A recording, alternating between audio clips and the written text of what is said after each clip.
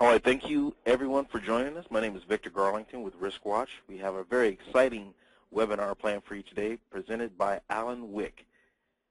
Now, before we get started, I want to just go ahead and share a couple ground rules. If you have a bunch of noisemakers in the back or anything of that nature, please be sure. I wanted to let you know that your phone will be muted from us, by us, but you will be able to submit any questions that you have via the chat box to your right. Now, we will have a questions and answer session at the end of the webinar. So with that, I'd like to go ahead and introduce you to Allan Wick. Allan has over 30 years of experience in the security industry and currently holds the position of Enterprise Security Manager for Tri-State Generation and Transmission Association, Inc., which is one of the largest co-ops in the U.S. with over 1.4 billion annual sales. And with that, I'd like to go ahead and introduce you to Allan. Allan, are you there? Yes, I am. Thank you very much. Great. With that, Allan, we're going to go ahead and give you the controls and let you go ahead and share your screen. Hopefully you can see that. Okay, just one moment. All right. Now we can see you, Allan. And your screen is up, and you're ready to go, sir. Awesome.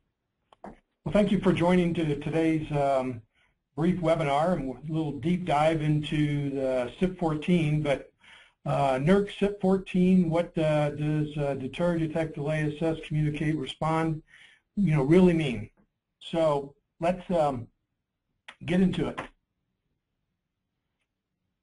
So today's learning objectives, we'll be covering some resources, the drafting team's perspective, the concept of protection in depth or layered security, and then deter, detect, delay, assess, communicate, and respond. And these are the terms that are used in the Physical Security Standard Requirement 5 that says the physical security plan shall include the following attributes. And 5.1 says, resiliency or security measures designed collectively to deter, detect, delay, assess, communicate, and respond to potential physical threats and vulnerabilities identified during the evaluation conducted in Requirement 4.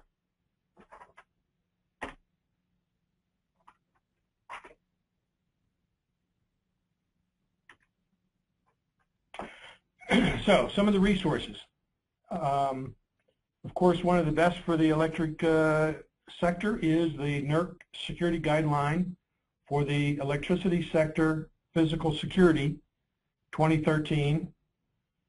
And then much of that document is based on the two next documents, ASIS Facilities Physical Security Measures 2009 and ASIS Security Management Standard Physical Asset Protection 2012. And my definitions that I have in today's presentation were taken from the NERC Security Guideline. So there are a number of different ones that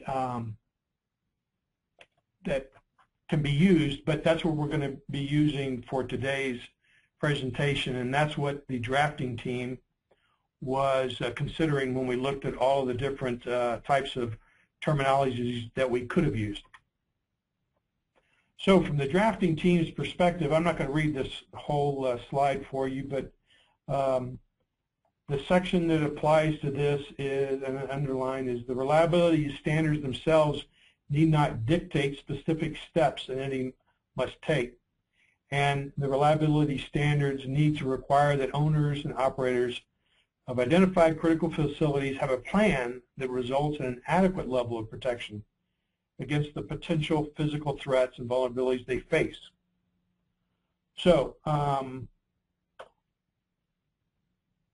the first standard iteration, it stated protection in depth, but we felt that was too vague.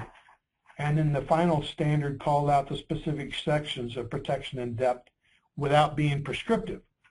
There were suggestions to put in like the CIP-006, where for alarm and monitoring it has different technologies or procedures that you can use, and you have to use at least one. Well, since the FERC order did not require the standard to be prescriptive, we felt that we wanted to build in a maximum flexibility for the organizations to be able to achieve the same results. And before we move forward, I just want to briefly relay the members of the drafting team. There were 11. There was Susan Ivey from Exelon, Lou Abersky from Dominion, John Breckenridge from Kansas City Power and Light, and he's also on the NERC CIPC and a physical security expert. Ross Johnson from Capital Power, he's also serves on the NERC CIPC and is a physical security expert. Kathleen Judd from National Grid, Mike O'Neill from Florida Power and Light, Stephen Pelcher from Santee Cooper, John Pespisa from Southern California Edison, Robert Rhodes from Southwest Power Pool, Manho Young from Pacific Gas and Electric, and Stephen Crutchfield from NERC, Mark Olson from NERC, and Stephen Nose from NERC. So this was a large and small organizations, some physical security, some legal, some from operations, some from compliance, and from different regions in NERC. So moving forward, protection in depth layered. So for those of us who have operated in the physical security area for quite a number of years, we understand the protection in depth or layered security. And I think the NERC physical security guideline spells that out very well if you don't understand that concept. So of course you can go to the NERC website and find this document there. So this will tell you what layered security is, and it's just that. Layered measures to slow or prevent an attack, allowing time to respond. And part of that can be using CEPTED, or crime prevention to environmental design. Should also be considered when you're looking at your protection in depth, so that you're not totally relying on technology. You could if you wanted, but CEPTED could be very useful. There's an entire body of knowledge that's wrapped around that, and there's also, I think, a certification program as well that's wrapped around that. You can also use mechanical and natural measures, and then I think I said before, the definition of deter, detect, delay, assess, communicate, and respond that we'll be using today came from the NERC security guideline for physical security.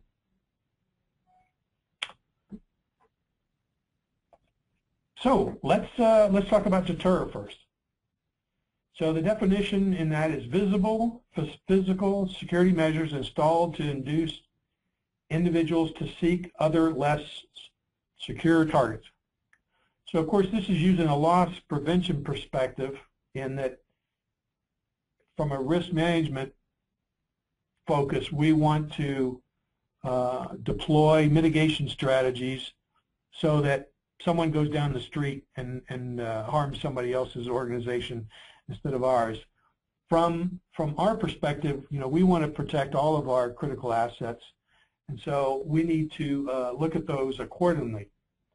And so, and it says physical security measures, but there are ways that you can have deterrence through your physical environment, whether it's the placement of shrubbery, or whether it's channeling roadways, or where a substation is situated with either in a protected area so that you can't see it. So there's a number of other ways besides just visible. So anyway, let's go into lighting first. There's a number of philosophies about whether you have lighting on 100% of the time so that you can, it would illuminate an intruder, The other side of the argument is that you're actually showing people where the facility is, and so that's highlighting it. And so your organization has to come to terms with what works best for you. But what some are doing is that the lights are normally off, but then they have sensors that when it goes into alarm, the lighting comes on so that it does illuminate the area. And if you have an attacker with that, they'll see that that's coming on. Of course, signage is always helpful to note that a facility is being monitored or protected in a certain way.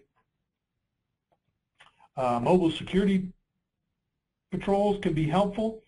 The bad part about security patrols is a lot of times an incident will happen at a facility that's being patrolled after the person leaves, and if there's been a targeting, they would see those. And so if you are using mobile security patrols, those do need to be random. And so that can, when those patrols are out, they also need to be cognizant of the general area to look for suspicious activity or vehicles or persons that are out of place that could be doing surveillance or pre-attack surveillance, because those are actually the best times to interdict and or protect a facility from attack or harm would be during the surveillance or pre-attack surveillance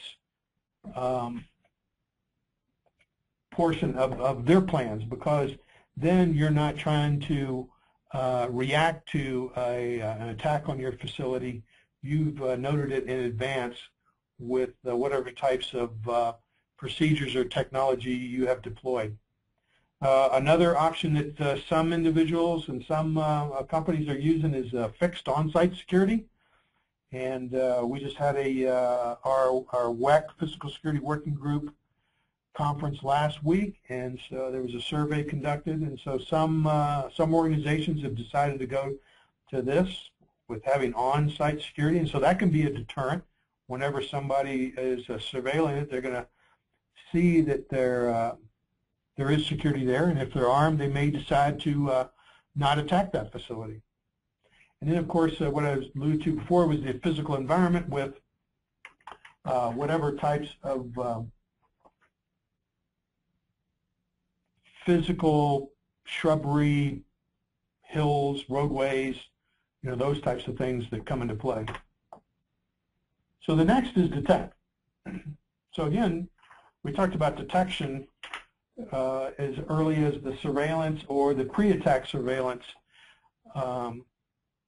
would be the best, but then of course if you haven't detected that and your facility is under attack, you want to be able to you would want to be able to detect that this is happening. Some of the types of it would be fixed, mobile, technical, photographic, or a combination, and at the same time using this, it says physical security measures installed to detect unauthorized intrusion and provide local or remote intruder enunciation. So that means that you need to detect that someone's there and tell someone about it. So there's a number of these intrusion detection systems. They run from your infrared, normally outside of facility. Normally inside a gate line, and then you have your fence shakers. You have some of your ground induction systems. So there's a number of detection systems that can be used, as well as video. With today's analytics and technology, you can reach out and be able to detect through motion, as well as also at the WEC conference last week, we saw a demonstration from, I think the company was Spotter RF, and it was using a radar.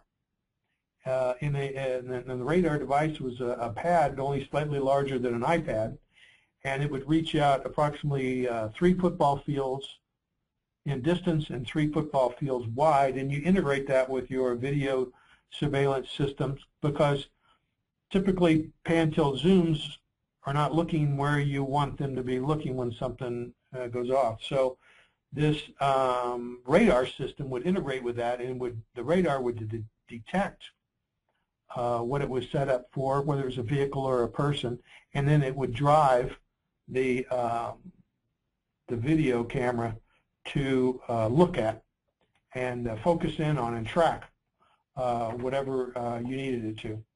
And then, of course, lighting can be a deterrence as well, that if the lights are on, then it's better to work in the dark than in the light.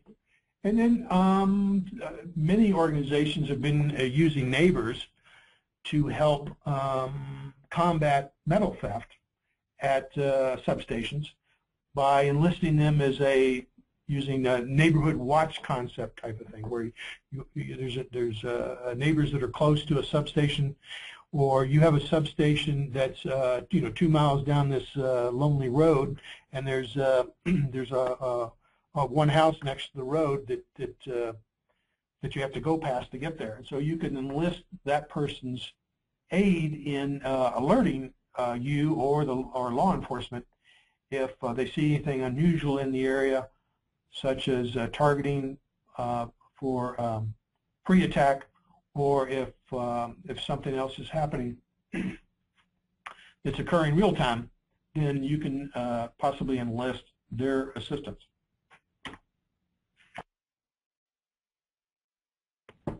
The next is delay. Physical security measures installed to delay or an intruder to access the physical asset, provide time for incident assessment and response. So then, after you've detected it, you have to actually assess that it's a human being and not a coyote or a bear, and then mount some kind of response. And again, this can be either natural or man-made in your physical barriers, and so it's not just installed, but some of the physical barriers natural can be shrubbery. And then your man-made ones, of course, are fencing and the like. Some of the fencing types would be chain link, block, rolled steel, and then some organizations are even going to dual fence lines so that you can increase the delay time and then move the detection out so that your layers are increased, so that an individual would, say, for instance, cross the first fence line, and then in the zone between the two fences, there's some type of intrusion detection, whether it be IR or, and like they used to do in Europe in the 70s and 80s, they would have dogs in there for some military installations. And then one of the things that you have to look at is what are you going to put on top of the fence to add to that, whether it's razor tape or barbed wire or some other kind of delay, because a fence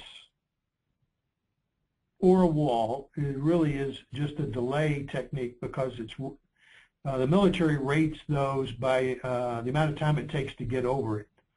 So typically an 8-foot fence with a barbed wire is around 6 seconds. So you want to increase the delay time in order to mount a response. Another technique for fencing would be to use opaque, or put shielding through if it's a chain link, so that you can't really see inside to see what you're doing or what you may be shooting at. Physical entry and access control. So that's, of course, primarily your gates. So gates are definitely one of the weakest points in most of the substations in the United States. It's been my experience that most have a chain link with 2 or 3 different padlocks on it, so that each of the entities that have responsibility for it, because many of those have shared responsibility, then they each have a padlock, and then it's just a normal key. So those facilities that have been vandalized by people for metal theft, frequently they just cut the lock or the chain and then drive in and take what they need. And so it's been my understanding that several companies are going to full motorized gates, actually with some with a man trap affair, especially if you're using a double fence line, so that with the vehicle barriers and the such. So they're making a complete perimeter around the asset at the same level of security all the way around it. And that typically happens in that many times we look at the fence or the wall, but we overlook making sure that the entry point has the same level of security as the rest of the perimeter. So there are locks and chains now that supposedly can't be cut with your traditional bolt cutters, but it depends on, again, it's delay. So working backwards, typically you'll want to determine what your response is going to be and how long it's going to take them to respond, and then you build in your detection and your delay so that your response force is able to get there in time. And then again, your delay could be fixed on-site security, so that they've noted an attack and then they've called for the cavalry to come and help out. So then assess. So you've got all these, you've got this detection, and you're delaying someone. So now we have to assess what your alarm is. Process of evaluating the legitimacy of an alarm. And so again, when you're building your systems, you need to create systems that have a low incidence of false alarms.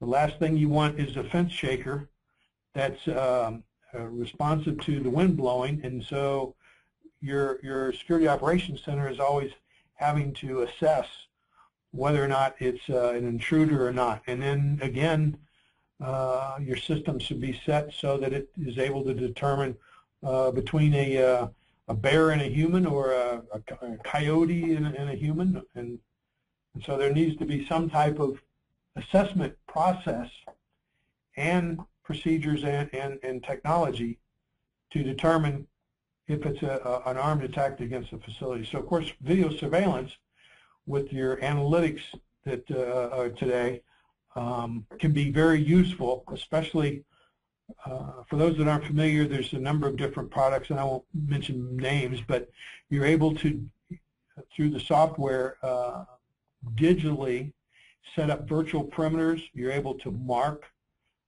equipment so that if it's moved or disturbed, and so it's using the old motion detection, but at a hybrid level, so that you're able to determine and set up these alarms using video surveillance.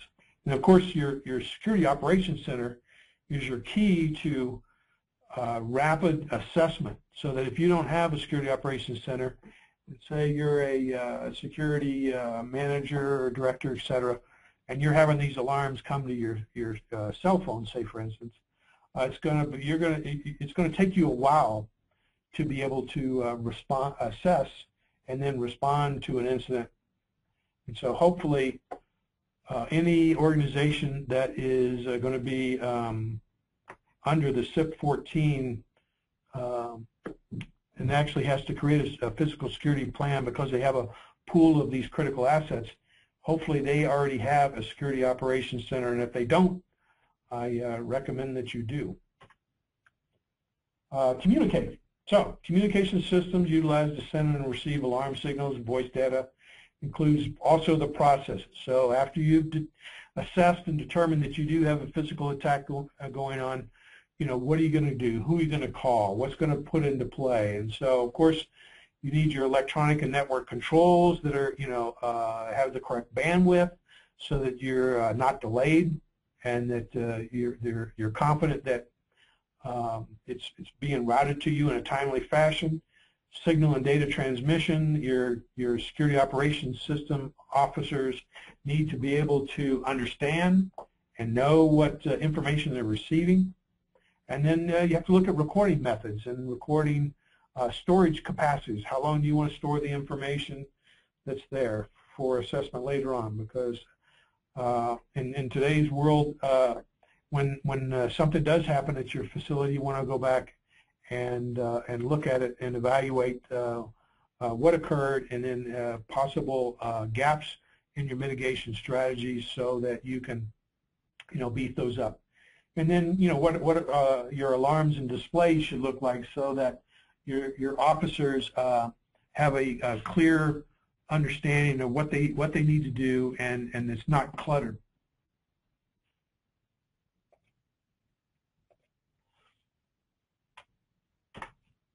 Then respond. Immediate measures taken to assess, interrupt, and/or apprehend an intruder. So these come through documented procedures, either automatic or manual, and law enforcement support. So of course you need to document for all of these, all those that are involved in the process of what your expectations are and what each person's role is, so that when an alarm comes in, they open the book to that section and they just read down and go through the checklist of what needs to be done.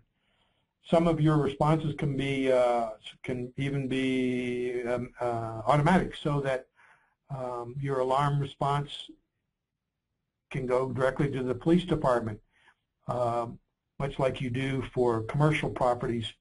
But at the same time, if you have a number of false alarms, your law enforcement supporting agency is not going to be too happy with you responding to a false alarm every day. And of course, if this is for a substation that we're talking about, your local law enforcement and any other first responders, such as fire department, it's best if you beforehand go out and talk to them, and maybe even give them a tour of the substation, so that they're not as afraid. I know it's been my experience sometimes that there's been incidents at a substation, and a sub-tech will call me and say that they've got an alarm there and they're on their way, but can we roll the local police there? And then the police get there and they see what it is, and so they're just hanging outside the fence line waiting for someone, but they've never been there.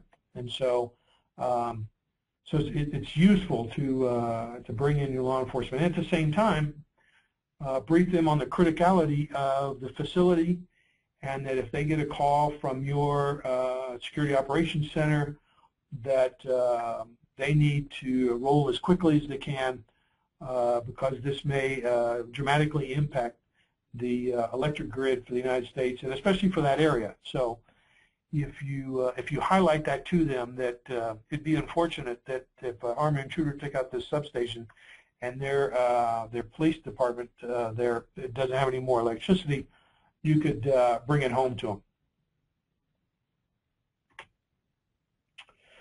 So in summary, we've covered that there's resources out there. There's many other books and literature regarding generally accepted security principles on this layered and protection in depth.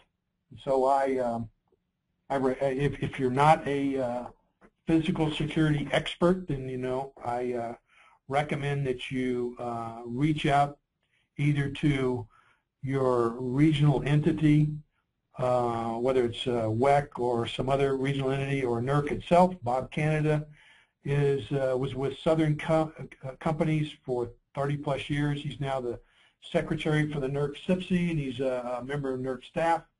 He's a wealth of information, as well as, like I said, Ross Johnson and John Breckenridge. But also, you can go to the materials and learn on your own if that's what you want. And then your plan depends on the results of the threat and vulnerability assessment. So you can't make those independent. They need to tie back to, so that in your threat and vulnerability assessment, you've determined that it's susceptible to, let's say, for instance, your critical components in the yard are susceptible to rifle fire, say, for instance. So your plan needs to address that. So how are you going to be protecting those critical assets that are susceptible to high-powered weapons? And your, again, protection in depth are layered, and so this should all go about trying to delay the attacker to getting to their target until the proper response can be deployed.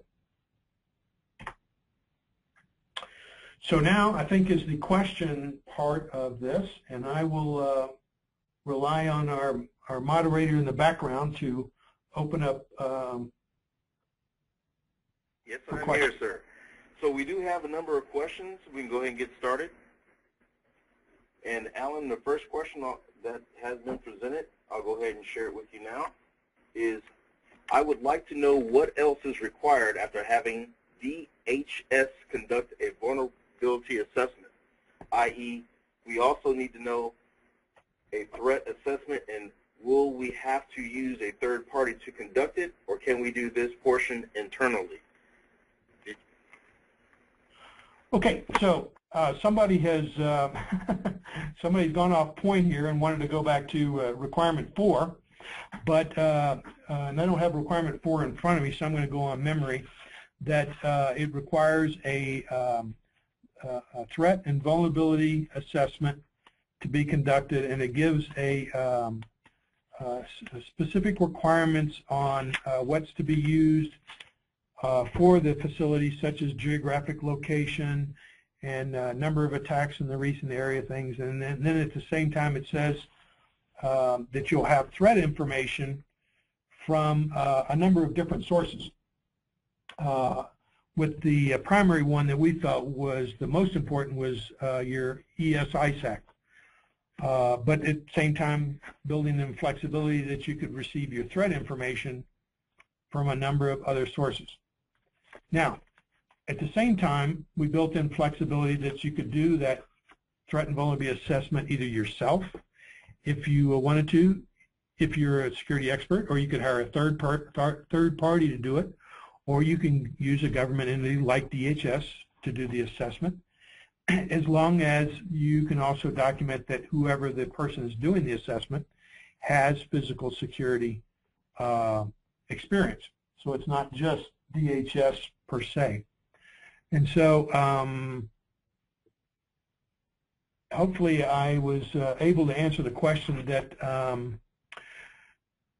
we have a couple more for you, Alan. Oh no, actually the second part of that was a third party.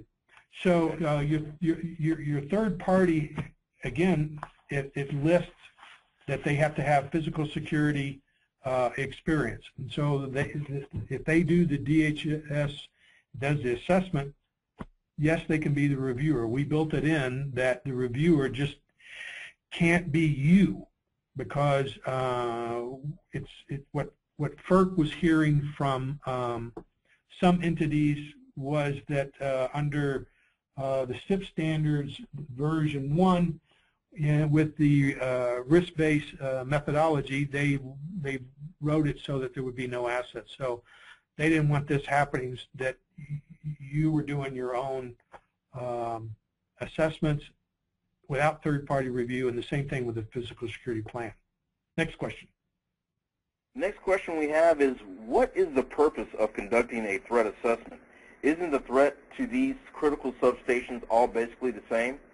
So the only difference I can tell is in the likelihood of an attack. So wouldn't it make sense for DHS or some other law enforcement agency to develop this for us versus a contractor?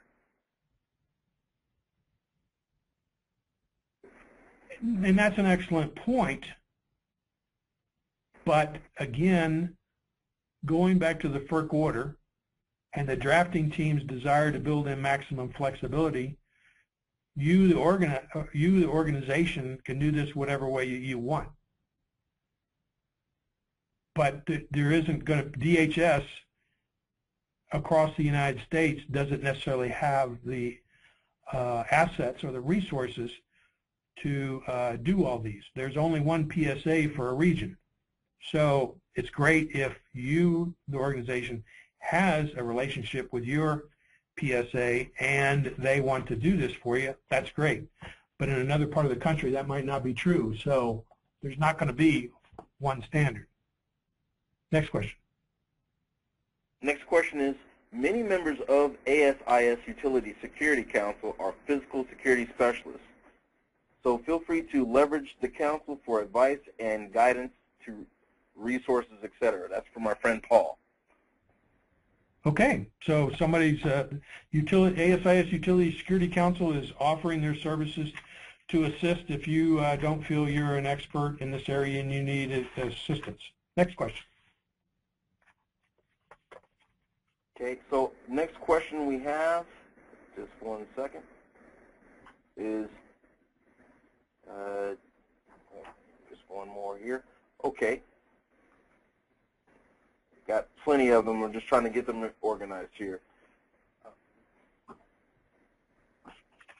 Right. Isn't the intent of CIP-014 to protect against a Metcalfe style attack? If so, R5-1 detect, deter, delay, communicate, and respond does not seem to apply outside the perimeter. Is there a disconnect between what is really needed and what is being mandated by NERC?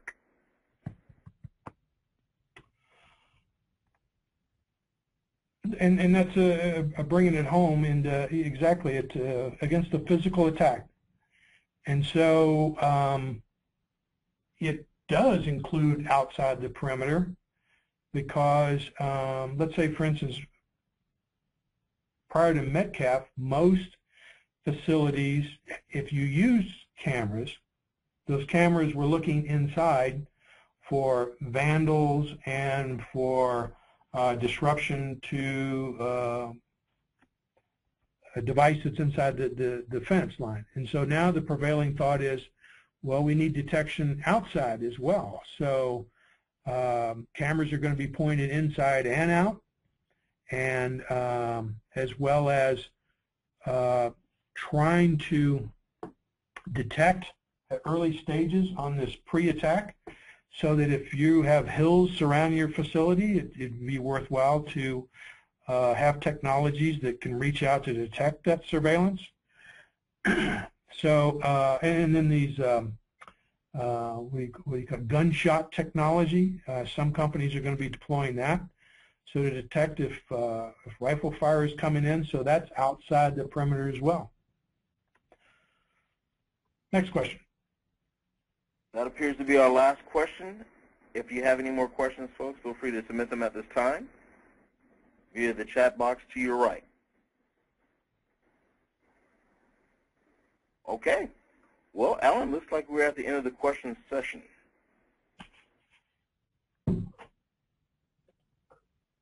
So the last slide here is just a little bit about RiskWatch. The sponsor of this webinar has a web-based tool which allows organizations to conduct inspections, audits, and risk and compliance assessment. And the tool produces measurable data to meet compliance and mitigate risk, a business case for investments to protect your assets and brand, and it's audit-ready reports in 70% less time than a manual system.